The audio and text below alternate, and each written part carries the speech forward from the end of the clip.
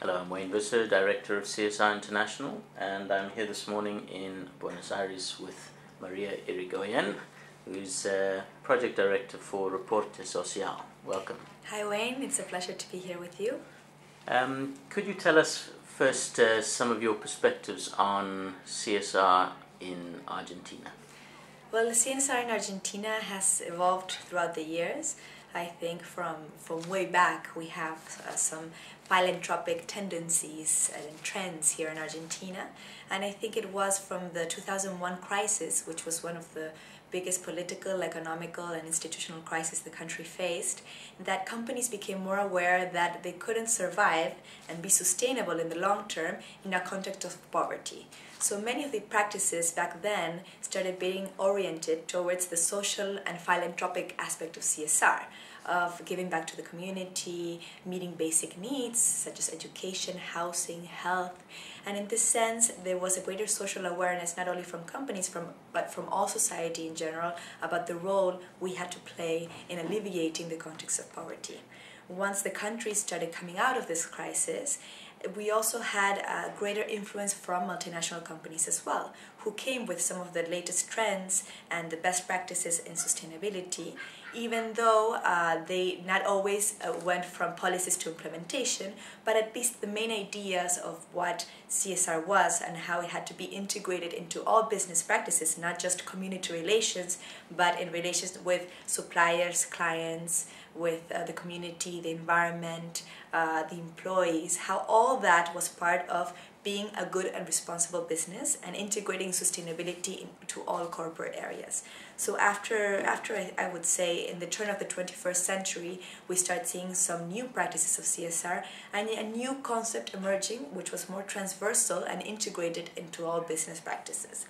Of course, the development has been very diverse in different sectors of society, in different corporate sectors.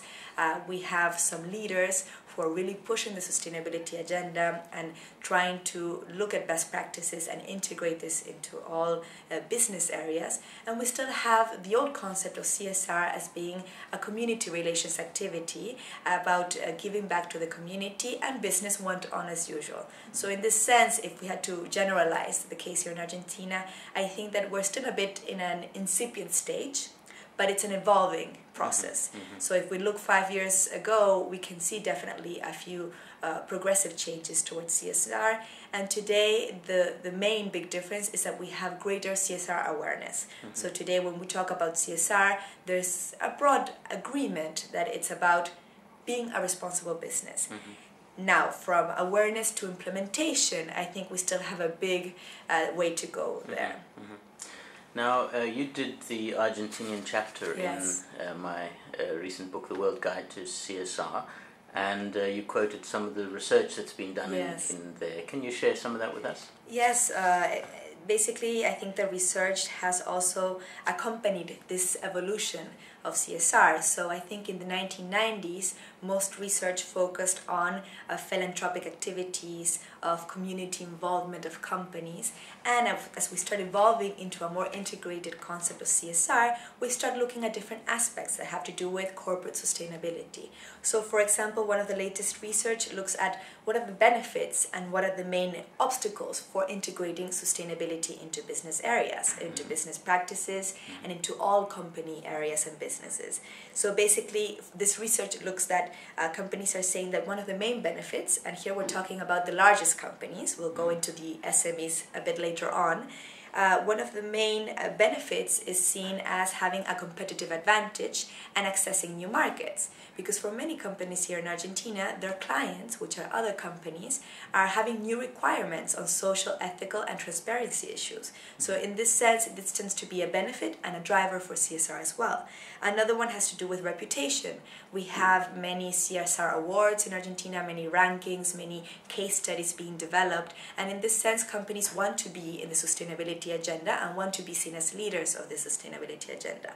On the other side, when we look at some of the main difficulties, one of the main issues is still top management commitment. So for example, this study done by PricewaterhouseCoopers looks that approximately 17% of respondents of this survey said that we're still lacking a commitment of top management as one of the main hinders of CSR within companies. Another one was the appreciation by consumers. If you look at global trends of sustainability, many of the last studies are saying that the consumer will be the new king in driving the sustainability initiatives, but on the other side, one of the main obstacles is that companies are not seeing clear signals for consumers in price, in purchasing decisions that can act as a driver for having more sustainable brands. Okay. Can you give us then some examples of best practices in Argentina? Some best practices, I think, include sustainable supply chains. There's a public-private partnership that's been going on that basically gets in the same dialogue table the public sector and private companies who want to work in the supply chain issues. One of the main big issues has been child labor. So we have many companies, for example, as Arcor, who was recently interviewed, working in these initiatives. There's also inclusive business practices to try and have inclusion not only through community initiatives but through supply chain initiatives. I think this is one of the most innovative cases that we have here in Argentina. There's also a big trend of stakeholder dialogue, and this trend has come along through CSR reporting. So companies who've started reporting, and this trend has increased in the past years, have basically started getting feedback from stakeholders, not only on how to improve their reports, but how to improve their business strategy and their responsibility in all business areas. So in this sense, we can give some examples such as Manpower, Arcor, Gas Natural Ban. These are all companies who've done dialogues with different stakeholders. I think also there's some cases such as Natura, who's also doing a dialogue very soon, to really get feedback and really use this feedback to inform their business strategy and be more responsible. And here in Argentina, you have a government that is largely socialist in its outlook. How have they been in supporting or obstructing CSR? Well, the role of the government has constantly changes. I think in one sense, companies have seen many public-private partnerships which have promoted certain CSR initiatives in certain areas, in specific issue areas.